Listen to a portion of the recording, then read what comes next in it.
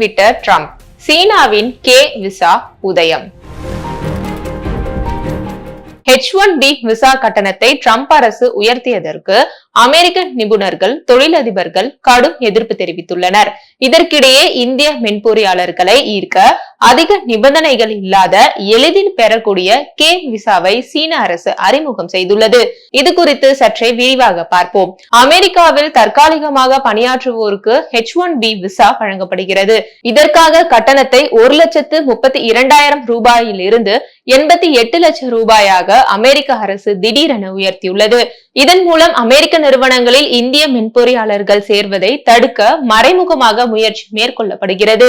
அமெரிக்க அரசின் இந்த முடிவுக்கு அந்த நாட்டின் தொழில்நுட்ப நிபுணர்கள், தொழிலதிபர்கள் கடும் எதிர்ப்பு தெரிவித்துள்ளனர்.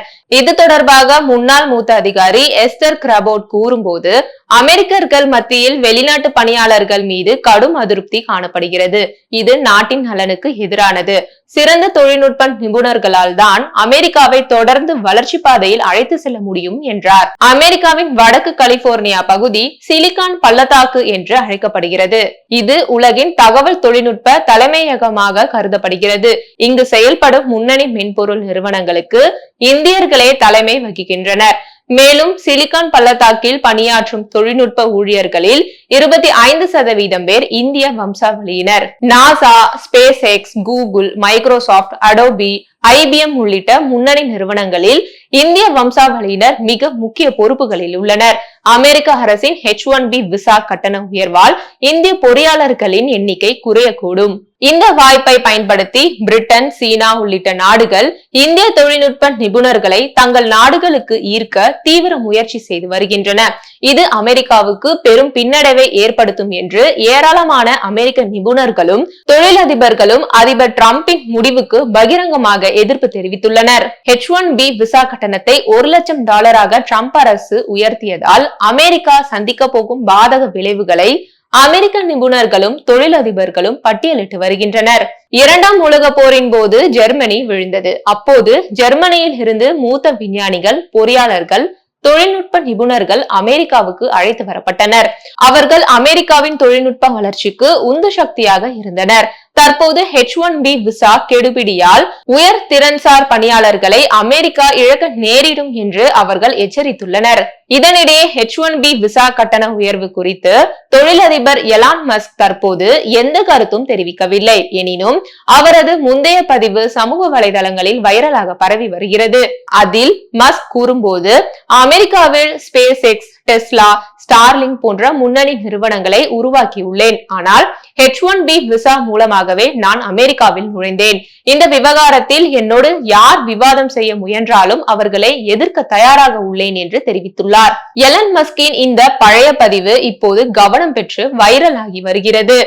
H1B விசா கட்டண உயர்வு உள்ளிட்ட அமெரிக்காவின் விசா கெடுபிடி அதிகரித்து வரும் சூழலில் சீன அரசு சார்பில் கே விசா என்ற புதிய விசா அறிமுகம் செய்யப்பட்டுள்ளது. இது அக்டோபர் 1ஆம் தேதி முதல் நடைமுறைக்கு வருகிறது.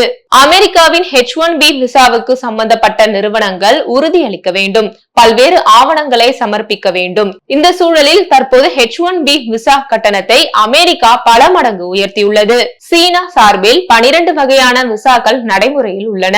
வெளிநாட்டு பணியாளர்களுக்கு R விசா, Z விசா வழங்கப்படுகிறது. இதில் R விசாவில் 180 நாட்களும், Z விசாவில் ஓராண்டும் சீனாவில் தங்கியிருந்து பணியாற்ற முடியும். இந்த சூழலில் புதிதாக கே விசாவை வரும் அக்டோபர் 1ஆம் தேதி முதல் அறிமுகம் செய்ய உள்ளோம். இதற்கான கட்டணம் குறித்து இன்னும் முடிவு செய்யவில்லை. இந்த விசாவை பெற சீன நிறுவனங்களின் உத்தரவாதம் தேவையில்லை. அடிப்படை ஆவணங்களை சமர்ப்பித்தால் போதும். நீண்ட காலம் சீனாவில் தங்கி பணியாற்றலாம். அறிவியல், தொழில்நுட்பம், பொறியியல், கணிதம் சார்ந்த வெளிநாட்டு பணியாளர்கள் கே விசாவை எளிதாக பெறலாம்.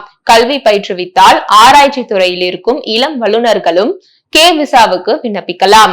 2035 உலகின் ஆராய்ச்சி தொழில்நுட்ப தலைமையகமாக சீனாவை மாற்ற அதிபர் ஜி ஜின்பிங் இலக்கு நிர்ணயித்துள்ளார்.